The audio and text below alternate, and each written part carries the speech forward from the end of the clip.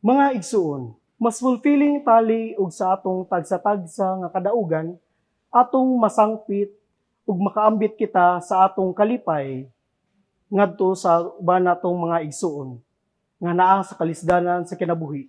Kay pinaagi niini kita nakapadayag na sa atong kadaugan at the same time nakatabang pud ta sa uban.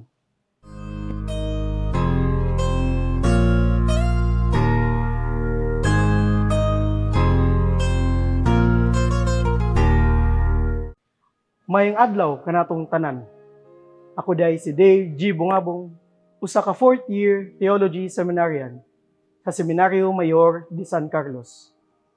Aniya na pud kita sa atong inadlaw nga palandong, ang pamalandong sa pulong.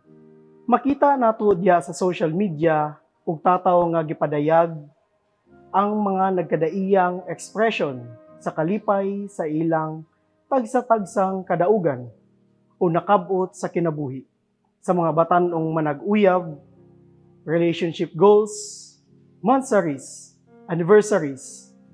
Sa mga amalamon, ilahang mga grado, perfect scores, medals, ug trophies. O diha ba sa mga ginagmayng kadaugan nato sa kinabuhi? Mupalita unsay ganahan nato, mupalit tag kape, nga dayon ipost sa social media, nga pakapinan dayon og butang #deserve ko to o #craving satisfied. Mga igsuon, wala may dautan anang hatagan natog reward ang atong kaugalingon.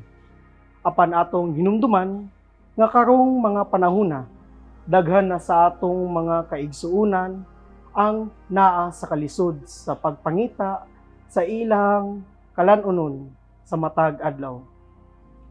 Mga igsuon, mas fulfilling tali ug sa atong tagsa-tagsa nga kadaugan, atong masangpit ug makaambit kita sa atong kalipay ngadto sa uban natong mga igsuon nga naa sa kalisdanan sa kinabuhi. Kay pinaagi niini kita nakapadayag na sa atong kadaugan at the same time nakatabang pud ta sa uban. Kay lagi sa atong ebanghelyo karon gihagi ta ni Kristo nga mag-ipon og mga bahandi nga langitnon sama sa pagtabang sa uban ug pagpugong sa kinaugalingong mithi. Ang konkreto nga pagpadayag nini mao ang paghatag o pagtunol og ginagmayng tabang alang kanila. Kini usa lamang sa mga daghang klase nga pagpadayag ug kamaayo sa uban nga mausab ang makapahimuot sa Dios.